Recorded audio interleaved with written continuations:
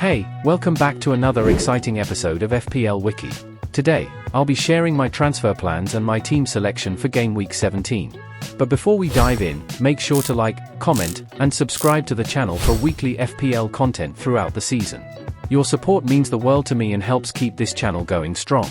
But before we preview Game Week 17, let's quickly examine our performance in Game Week 16 first. Let's get started.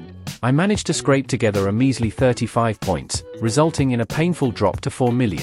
It was an absolute disaster, with Ryan Aït-Nouri getting a red card after the full-time whistle and my captain, along with every other attacking asset, midfielders and forwards, blanked. The only significant points came from my keeper and two defenders. Lucas Fabianski, he put up a valiant effort but conceded late in the game as West Ham drew 1-1 with Bournemouth, thanks to an incredible free kick, and got 2 save points for his effort. Gabriel, a rock at the back.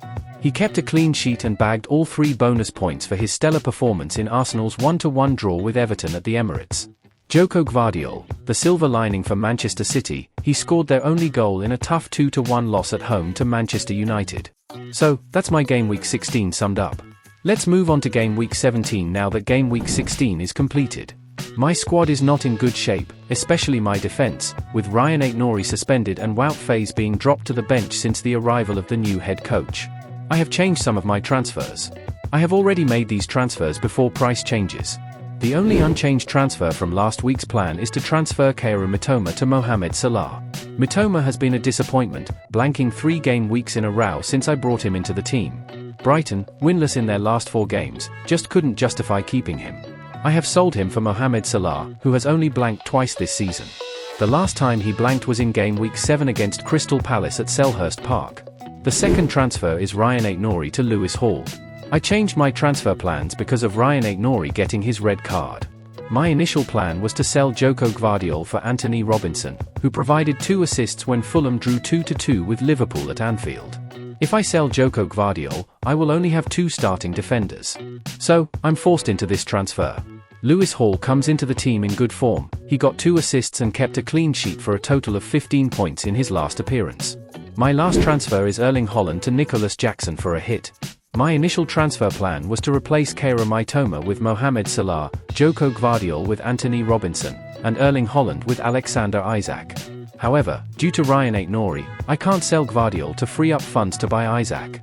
Therefore, I opted for the next best option, Nicholas Jackson, who has scored 9 goals and provided 4 assists so far this season. The only downside compared to Isak is that Jackson is not on penalties. With that being said, this is how the team will be lined up. After 3 weeks on the bench, Mark Flecken is back in goal and the starting lineup. Both Mark Flecken and Lucas Fabianski will play against a formidable opponent at home, but Flecken has collected 20 save points, the most in the league this season, while Fabianski has only 7, and both defenses appear to be struggling. Because of Flecken's save points, I'm choosing him. Nottingham Forest will play Brentford at the G-Tech Community Stadium.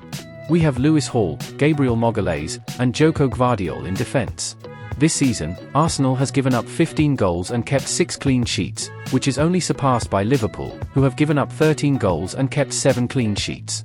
Gabriel and Arsenal faced 0 shots on goal for an expected goals of 0.09, the lowest a team has given up so far. Arsenal is the finest defense to invest in if their injury issues in the back improve. Arsenal will travel to Selhurst Park to play an informed Crystal Palace who have lost once in their last 8 games. We have Jarrod Bowen, Mohamed Salah, Cole Palmer, and Bukayo Saka in the middle. In 8 home games so far this season, Jarrod Bowen has scored 3 goals and provided 3 assists. West Ham will host Brighton and Hove Albion at the London Stadium.